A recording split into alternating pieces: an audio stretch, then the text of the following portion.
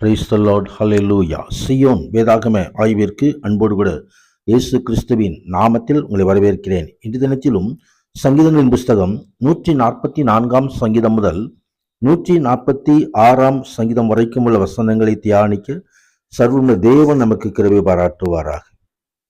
144 சங்கீதத்திலே என் கன்மலையாகிய தேவனுக்கு ஸ்தோத்திரம் என்று சொல்லி ஆரம்பிக்கிறதை நாம் பார்க்கிறோம். அவர் கைகளை போருக்கு, என் விரல்களை யுத்தத்திற்கு படிப்பிக்கிற என் கன்மலையாகிய கர்த்தருக்கு ஸ்தோத்திரம்.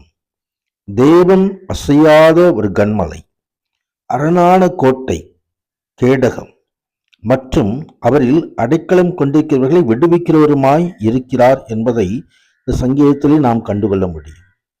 ஆவிக்குரிய போராட்டங்களிலும் போராடும் நீதிமான்களுடைய கைகளை யுத்தத்திற்கு, அவர்களுடைய விரல்களை போருக்கு படிப்பிக்கிறார். ஆனால் யுத்தம் கர்த்தருடையது.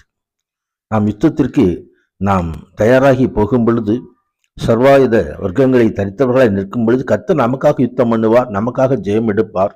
நமக்கு எதிராக உள்ள கோலியாத்துக்கள் வீழ்த்தப்படுவார்கள். அதற்கு மகிமை உண்டாவதாக. ஆம், மனுஷன் மாயைக்கு ஒப்பாயிருக்கிறான், அவன் நாட்கள் கடந்து போகிற நிழலுக்கு சமானம். ஆனால் கர்த்தர் என்றென்றைக்கும் அவர் அரணாயிருந்து நம்மை காக்கிற தேவன். அவர் தாமே நமக்கு நித்திய ஜீவனை தந்து நித்திய ஆசீர்வாதங்களை அருளுகிற கர்த்தர். கர்த்தர் மகிமை உண்டாவதாக. எனவேதான் சங்கீதக்காரர் சொல்கிற, கர்த்தாவே நான் உமக்கு புது பாட்டை பாடுவேன், தம்புரினால் 10 நரம்பு வீணையினாலும் உம்மை கீர்த்தனம் பண்ணுவேன் என்று சொல்லி ஆண்டவரை துதிக்கிறதை நாம் பார்க்க முடியும். கர்த்தர் மகிமை உண்டாவதாக. ஆம், இவ்விதமான சீரை பெற்ற ஜனங்கள் பாக்கியம் உள்ளது. கர்த்தரை தெய்வமாய் கொண்டிருக்கிற ஜனம் பாக்கியம் உள்ளது. மகிமை உண்டாவதாக. அப்படி இந்த சங்கீதக்காரர் முடிக்கிறதை நாம் பார்க்கிறோம். 145 சங்கீதத்திலே தாவீது பாடின ஸ்தோத்திர சங்கீதம். ராஜாவாகிய என் தேவனை உயர்த்தி உன் நாமத்தை எப்பொழுதும் என்றென்றைக்கும் ஸ்தோத்தரிப்பேன் என்று சொல்லி ஆண்டவர் செய்த செயல்களுக்காக, அவருடைய சிறந்த மகிமை பிரஸ்தாபத்துக்காக, அற்புத அதிசயமான கிரியைகளுக்காக ஆண்டவரை ஸ்தோத்தரிக்கிற தாவீது, ஆண்டவருடைய ஆசீர்வாதத்தை சுதந்திரிக்கிற தாவீது, ஆண்டவருடைய கிருபையை பெற்றுக்கொள்கிற தாவீது. மகிமை உண்டாகும். தம்மை நோக்கி கூப்பிடுற யாவருக்கும், உண்மையாய் தம்மை நோக்கி கூப்பிடுற யாவருக்கும் கர்த்தர் சமீபமா இருக்கிறார். கர்த்தர் தமக்கு பயந்தவர்களுடைய விருப்பத்தின்படி செய்து அவர்களை கூப்பிடுதலை கேட்டு அவர்களை ரட்சிக்கிறார் என்று சொல்லி ஆண்டவரது அந்த வல்லமையை அவர் வெளிப்படுத்தி காட்டுகிறார்.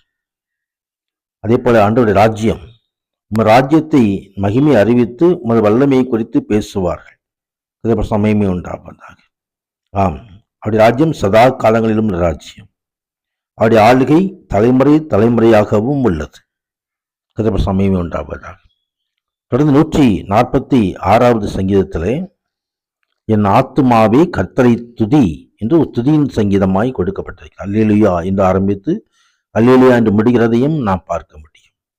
கர்த்தர் மகிமை உண்டு. யாக்கோபின் தேவனை தன் துணையாக கொண்டிருந்து தன் தேவனாய் கர்த்தர் மேல் நம்பிக்கை வைக்கிறவன் பாக்கியவான். சமயம் என்றாவதாக. ஆண்டவர் நமக்கு துணை நிற்பார்.